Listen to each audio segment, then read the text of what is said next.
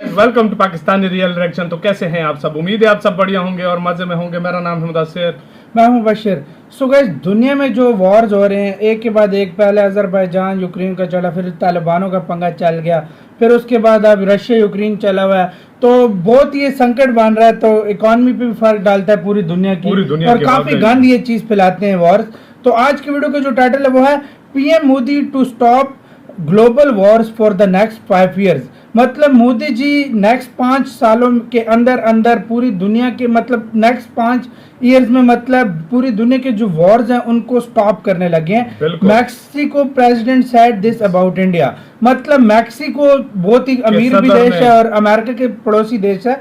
उसके जो प्रेसिडेंट है उसने ये बात बोली है मोदी जी के बारे में कि पूरी दुनिया की ग्लोबल वॉर्स जो हो रहे हैं वो मोदी जी रोकने लगे हैं। कैसे ये इतनी बड़ी स्टेटमेंट उन्होंने कैसे दी? वीडियो देखेंगे, पीटी सर का वीडियो, इनकी वीडियो का लिंक मिल जाएगा डिस्क्रिप्शन में। तो स्टार्ट देखते हैं भाई, बहुत बड़ी स्टेटमेंट दी यार इन्होंने। प्रशांत धवन नाउ हाल ही में मैक्सिको के प्रेसिडेंट ने एक बहुत ही बड़ी स्टेटमेंट दी है। इन्होंने यहाँ पर ये कहा है कि दुनिया भर में हमको वॉर रोकनी होगी, जो भी कॉन्फ्लिक्ट्स है हमको रोकनी होगी आने वाले 5 साल तक। इनका कहना ये है कि वर्ल्ड इकोनॉमी, दुनिया भर की सप्लाई चेन्स, ये सब इतना ज़्यादा स्ट्रेस में चल रही है आज के समय कि अगर एक स्मॉल स्केल वॉरफेयर हो जाती है किसी रीजन में तो इससे पूरी दुनिया सफ़र करेगी।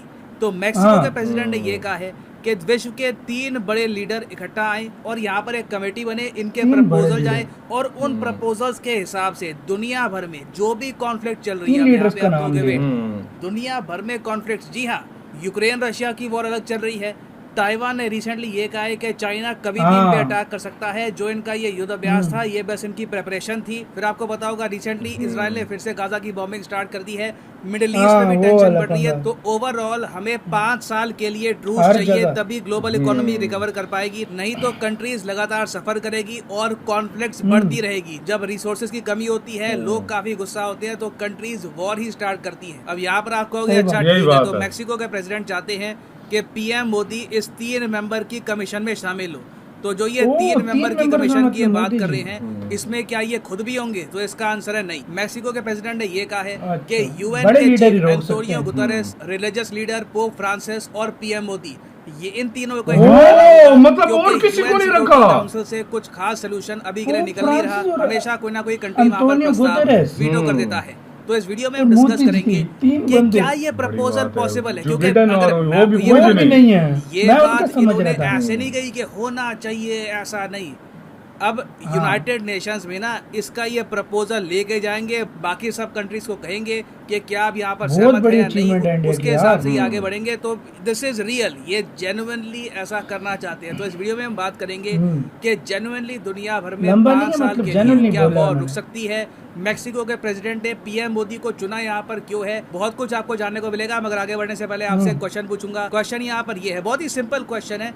क्वेश्चन ये है कि what is the capital of Mexico? Mexico देश की राजधानी क्या है? ये है यहाँ पर आपकी options, Barcelona, Madrid, San Antonio या फिर न्यू मैक्सिको। कमेंट सेक्शन में करिए उत्तर। सही आंसर मैं आपको दूंगा वीडियो के अंत में। पिछले कुछ महीनों में आप अगर देखो तो चाहे फाइनेंशियल एक्सपर्ट्स हो, बड़े इकोनॉमिस्ट हो, या फिर इवन जॉर्ज सोरोस जैसे लोग जो बड़ी मीडिया कॉर्पोरेशंस को कंट्रोल करते हैं, बिलियनियर्स हैं, सबने ये कहा है कि दुनिया शायद वर्ल्ड वॉर 3 की बिगिनिंग में आज के समय खड़ी हो चुकी है। और यूएन के चीफ ने तो लिटरली ये कह दिया था कि एक अगर मिस कैलकुलेशन अगर हो गई तो सीधा न्यूक्लियर एनाइलेशन हो जाएगी पूरी दुनिया की। तो ये फियर हर जगह आपको मिलेगा, क्योंकि सीक्वेंस बड़ा खराब बना है।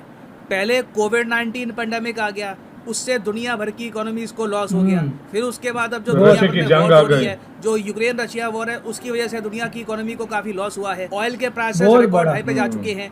इन्फ्लेशन हर जगह आप देखोगे। मैं यूके में अभी रिसेंटली पढ़ रहा था, लोगों ने कैश यूज करना स्टार्ट कर दिया है। इंडिया में हम लोग जा रहे हैं डिजिटल पेमेंट्स की तरफ, यूके में लोग डिजिटल पेमेंट्स को त्याग कर कैश ज्यादा यूज कर रहे हैं। ब्लैक मनी वहां पर ज्यादा यूज हो रहा है क्योंकि इन्फ्लेशन आउट ऑफ कंट्रोल वहां पर जा रही है। तो ऐसे टाइम में मैक्सिको के प्रेसिडेंट की स्टेटमेंट आप ये नहीं कह सकते कि ज़्यादा अलार्मिस्ट है या फिर ये ज़रा पैनिक कर रही है।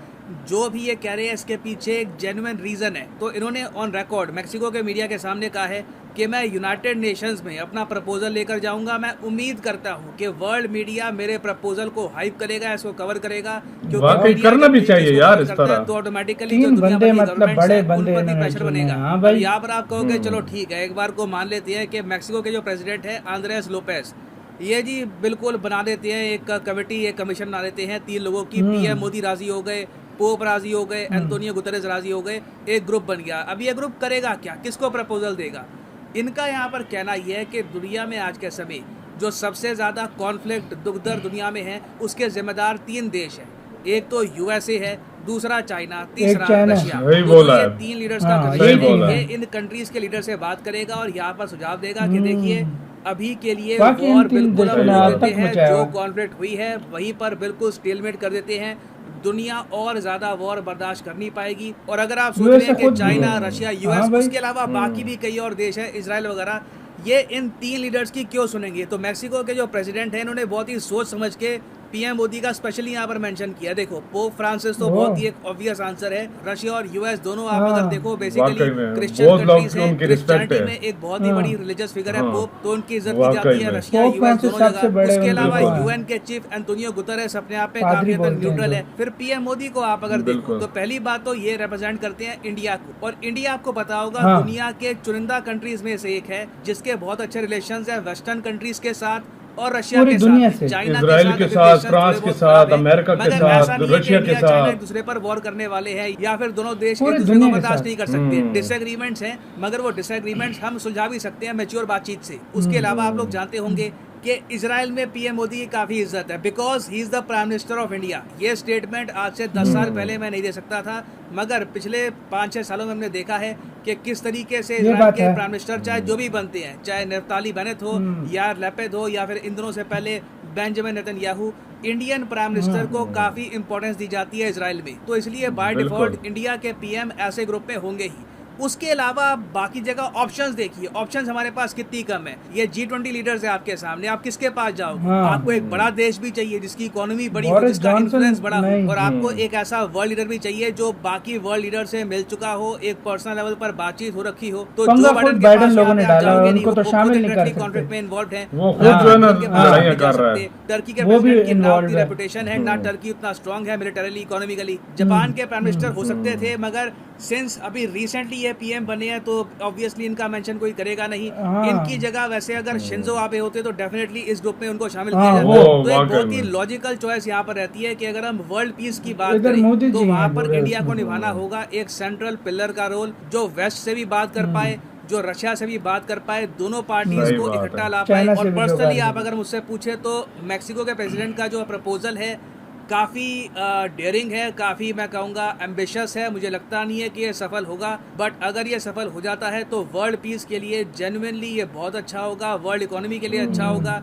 दुनिया भर में खुशहाली आ सकती है, कभी नहीं करने देगा सकती है, जो कमोडिटीज के प्राइसेस कम हो सकते हैं, वापस दुनिया क्लाइमेट चेंज पर फोकस कर सकती है। अभी रिसेंटली आपको पता है क्या हुआ है? चाइना ने ताइवान के इशू पर नाराज होकर यूएसए से क्लाइमेट चेंज पर बातचीत खत्म कर दी है। अब आप सोच कर देखिए, यूएस और चाइना मिलकर कोऑपरेशन नहीं करेंगे क्लाइमेट चेंज को लेकर, तो दुनिया को कैसे बचा पाएंगे फ्रॉम क्लाइमेट चेंज? तो यहाँ पर मैं आपसे पूछना चाहूंगा कि क्या आप मैक्सिको के प्रेसिडेंट के आइडिया से एग्री करते हैं या फिर आप मानते हैं कि नहीं, I don't agree with this idea, ये पॉसिबल नहीं है, पहली बात तो ये अचीवेबल हो भी नहीं पाएगा, हमको कुछ और रास्ता यहाँ पर ढूंढना होगा। मुझे बहुत अच्छी लगी यार बात यार, और अगर आपकी कमेंट बहुत अच्छी हुई तो मैं कुछ टाइम के लिए उसको पिन भी कर दूंगा ताकि बाकी लोग भी आपकी कमेंट पढ़ पाएं ना। वापस आते हैं अपने क्वेश्चन की तरफ कि what is the capital of Mexico. तो सही उत्तर यहाँ पे है ऑप्शन, वेल एक्चुअली सारी ऑप्शन यहाँ पर गलत है क्योंकि सही उत्तर है यहाँ पर मैक्सिको सिटी। ठीक है, तो टेस्ट कर रहा था, इजी सा क्वेश्चन है तो इतना करना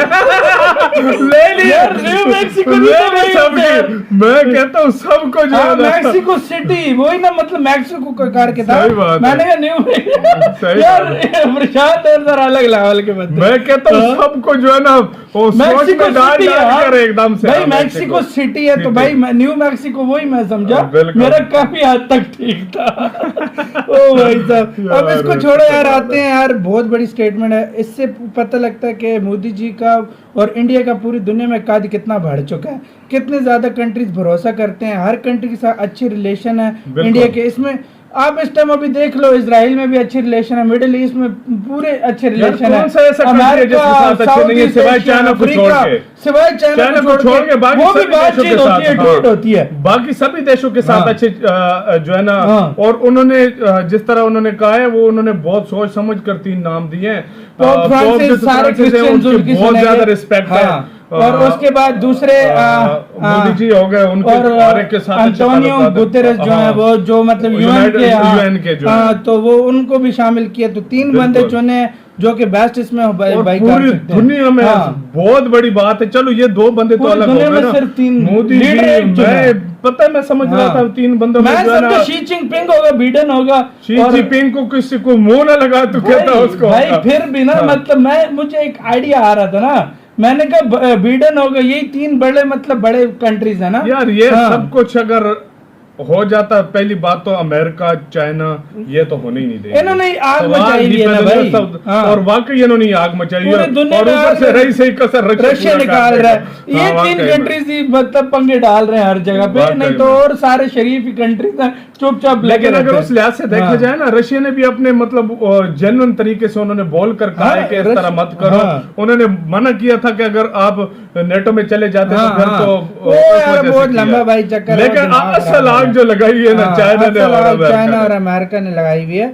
अब देखते हैं कि ये होती है, ये बन गई तो मैं बहुत खुश हूँगा यार, बहुत कमाल की वाली मतलब एक सुझाव है, जो अब ये पास होता है तो मजा आ जाएगा, मजा आ जाएगा। आप क्या कहते हैं गाइस, अपने राय कमेंट सेक्शन में दें। इधर ही वीडियो खत्म करते हैं, अपना बहुत ज्यादा ख्याल रखना, तो यार बाय।